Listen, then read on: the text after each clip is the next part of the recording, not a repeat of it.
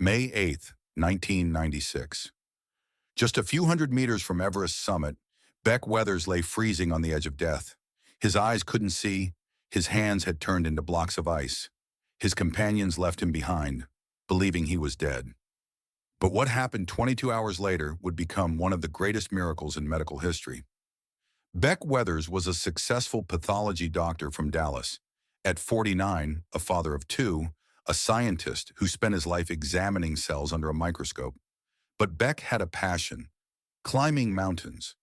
Everest wasn't just a mountain to him, it was the summit of his dreams. At the beginning of 1996, Beck joined the commercial climbing group Adventure Consultants. Under the guidance of group leader Rob Hall, he would climb the world's most dangerous peak. For Beck, this was the culmination of years of preparation, but none of them were aware of the disaster that would unfold that May. The trouble began with Beck's eyes. At high altitude, he was experiencing a condition called corneal edema. The cornea of his eyes was swelling, his vision was becoming blurred. As a doctor, Beck knew this was temporary. The plan was simple. When summit day came, his vision would clear, and he could continue the climb. But that day, the plan would change completely. On the night of May 10th, the summit climb began. Beck and his team were advancing in the darkness at 8,000 meters altitude, but Beck's eyes never cleared. When they reached the point called the balcony at 8,400 meters, he could barely see anything. Rob Hall gave him a clear instruction: "Wait here, we'll pick you up when we return." Beck began waiting there, alone, on the roof of the world. Hours passed. The weather was rapidly deteriorating. A snowstorm began. Temperatures dropped to minus 40 degrees. But worst of all, no one was coming back. Meanwhile, tragedy was unfolding on the mountain. Rob Hall had reached the summit but was trapped on the descent. He was stuck near the summit with Doug Hansen. From radio traffic, Beck began to understand how bad the situation was, but he too was trapped. He couldn't see, couldn't find the route, and was freezing. Around 3 p.m., other climbers found Beck. Together with Stuart Hutchison, Lou Kasishki, and Yasuko Namba, Beck tried to descend. But the storm was so fierce they lost their way. They were trapped at 8,000 meters in the death zone. The group tried to take shelter among massive rocks, but Beck's condition was rapidly deteriorating. His hands were completely frozen. His face was like a block of ice. They waited like this for hours. Throughout the night, it was as if life energy was draining away. Beck was slowly sinking into unconsciousness. When morning came, Anatoly Bukrev, a Kazakh climber, found them. But Beck's condition was horrific. He was breathing but showing no response. His eyes were open but staring blankly. Bukrev thought Beck was about to die.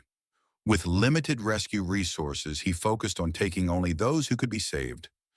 Beck Weathers lay down for his death sleep, alone at 8,400 meters.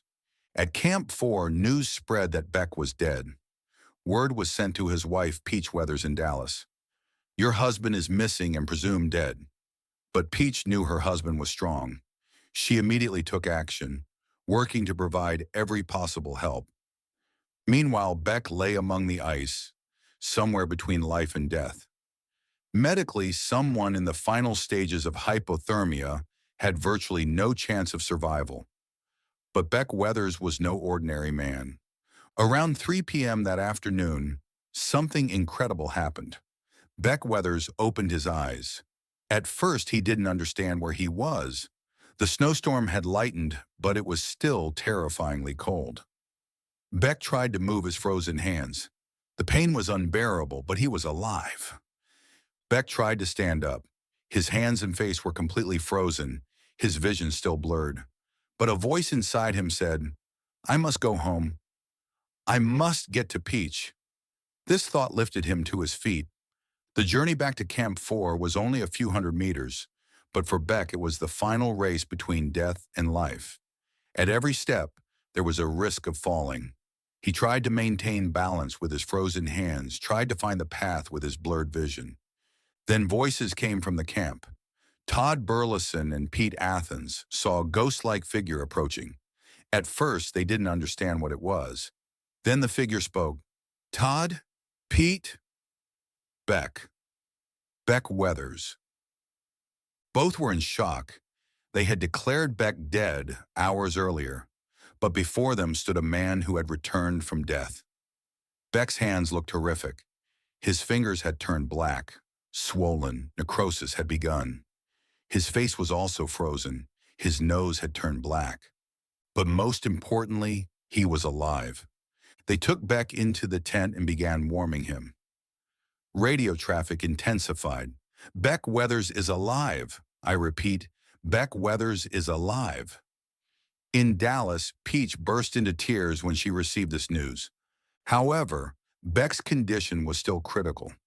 At this altitude, in these conditions, rescuing someone with severe frostbite was nearly impossible. Under normal circumstances, helicopters couldn't fly above 5,500 meters, but Camp 1 was positioned at 6,000 meters.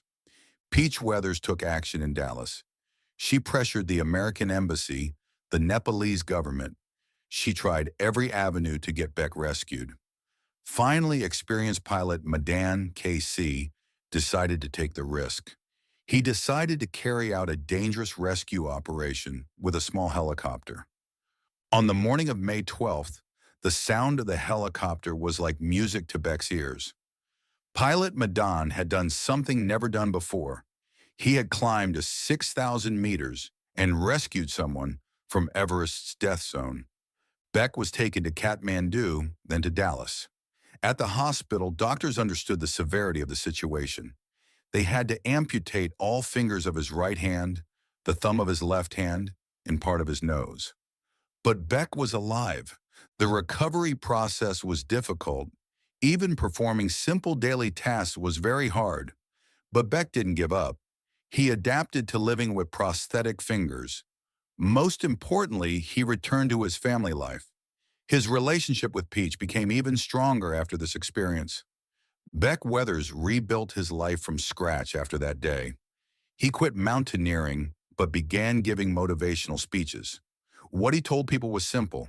The most important thing in life is to return home, to return to your family. Today, when Beck remembers that terrible night, he says this: Everest taught me life's most valuable lesson.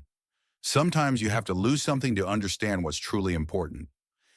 Beck Weathers' story is one that pushes the limits of human willpower, clinging to life at 8,400 meters, at minus 40 degrees, on the edge of death for 22 hours. This is not just physical endurance, but spiritual strength as well. That day on Everest, Beck Weathers didn't just lose his fingers. He also found life's most precious gift, a second chance, and the priceless value of returning home.